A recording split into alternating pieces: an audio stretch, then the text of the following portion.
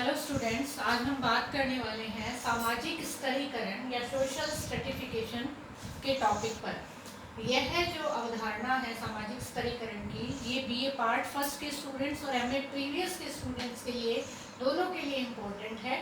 BA part first के students के लिए ये बेसिक रूप से इसको समझाने का प्रयास किया गया है और एमए प्रीवियस के स्टूडेंट्स को बेसिक्स के साथ साथ इसके सिद्धांतों के ऊपर भी ध्यान देना है। सामाजिक स्तरीकरण, जैसा कि इसके नाम से स्पष्ट है, यह शब्द स्ट्रेटा से बना है, जिसका अर्थ होता है स्तरों में बटा हुआ। समाज की बात हम यहाँ पर कर रहे हैं, तो समाज विभिन्न स्तरों में बटा हुआ हमें दिखाई देता है। और यह जो अवधारणा है, यह भूगर्भ शास्त्र से ली गई है। जैसे कि धरती बहुत सारे स्तरों में बटी हुई है, उसी तरह से इसको समाज के साथ जोड़कर देखा जाता है। ये जो समाज में स्तरों में बंटने की बात आती है, यहाँ पर उच्चता और निम्नता के क्रम की बात की जाती है। तीन बातें समाजशास्त्री इसमें प्रमुखता से देखते हैं। लाइफ चांसेस, जीवन जीने के अवसर कितनी अच्छी तरह से लोगों को मिले हुए हैं, उनकी सामाजिक परिस्थिति या हैसियत क्या है, और उनके राजनीतिक प्रभाव कैसे हैं, पॉलिटिकल इन्फ्लुएंस कैसे हैं। इन स्तरों पर वो इसको देखने और समझने का प्रयास करते हैं। भारत जैसे प्रजातांत्रिक और साम्यवादी मूल्य वाले समाज में भी बहुत अधिक असमानता जो है वो पाई जाती है। इस असमानता की जब चर्चा करते हैं तो एंथोनी गिडिंग्स इन आधुनिक समाजों ने इस असमानता को समाजशास्त्रीय भाषा में स्तरीकरण के रूप में समझाने का प्रयास करते हैं।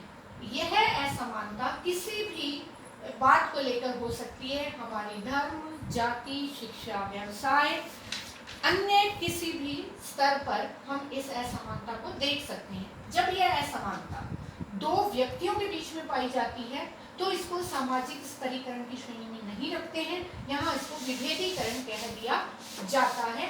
जबकि अगर समूहों के बीच में इस प्रकार की असमानता दिखाई देती है तो इसे सामाजिक स्तरीकरण कहा जाता है। यह स्तरीकरण जो है वो 5 भागों में बांटकर देखा जाता है।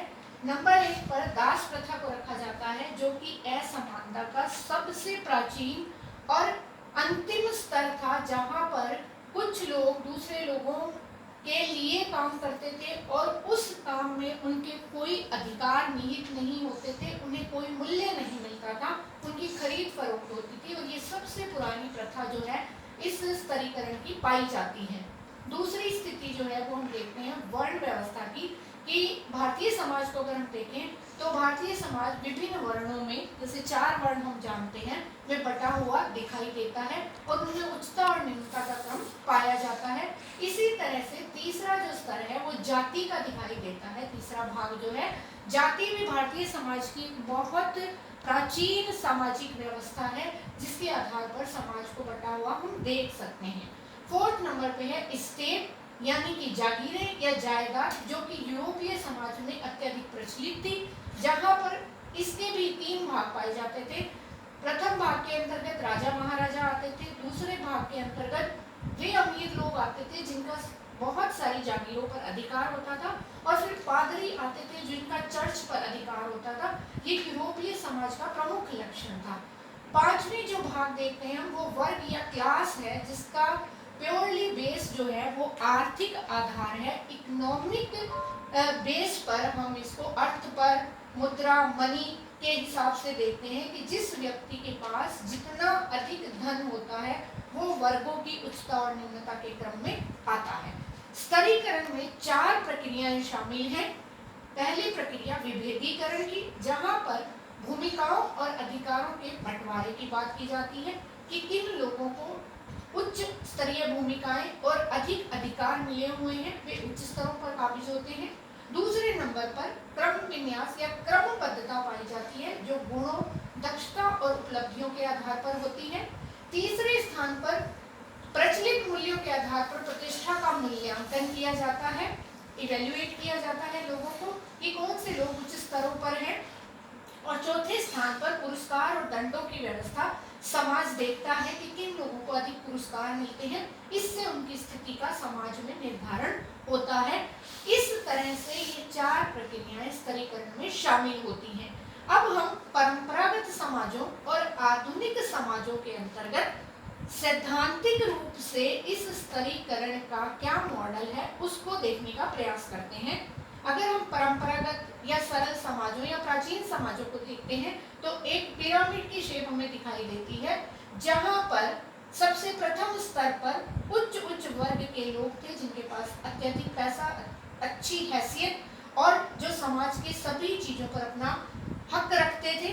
दूसरे स्थान पर निम्न उच्च वर्ग के लोग आते थे, तीसरे स्थान पर मध्यम वर्ग के और फिर अंतिम स्थान पर किसान जो कि खेती करके अपने जीवन का यापन करते थे। इसी तरह से अगर हम आधुनिक समाजों में इस मॉडल को देखते हैं तो हमें ये रेखा चित्र दिखाई देता है जिसमें सबसे ऊपर उच्च वर्ग के लोग हैं जो पुराने पैसे वाले लोग हैं जिनके पास पुरानी जायदाद है। दूसरे नंबर पर निम्न उच्च वर्ग के लोग हैं जिनके पास नया पैसा है और उन्होंने अपने आप को उच्च वर्ग में शामिल कर लिया है। उसके बाद हम यहाँ पर देखते हैं कि मध्यम वर्ग के 2 भाग किए हुए हैं, उच्च मध्यम वर्ग और निम्न मध्यम वर्ग। उच्च मध्यम वर्ग में अधिकारी आ जाते हैं, डॉक्टर आ जाते हैं, बहुत सारे प्रबंधक आ जाते हैं, प्रोफेसर्स आ जाते हैं जिनकी आय के स्रोत जो हैं वो अच्छे हैं और वे समाज में अपनी एक हैसियत रखते हैं। निम्न मध्यम वर्ग में दुकानदार हैं, शिक्षक हैं, कर्मचारी हैं, ये लोग इसमें शामिल होते हैं। इसके बाद जो समाज की अधोसंरचना में नीचे का स्तर दिखाई देता है उसमें उच्च निम्न वर्ग के लोग हैं जिसमें अर्धकुशल कारीगर हैं और कर्मचारी हैं, और निम्न वर्ग के लोग हैं जिसमें बेरोजगार और मजदूर शामिल हैं।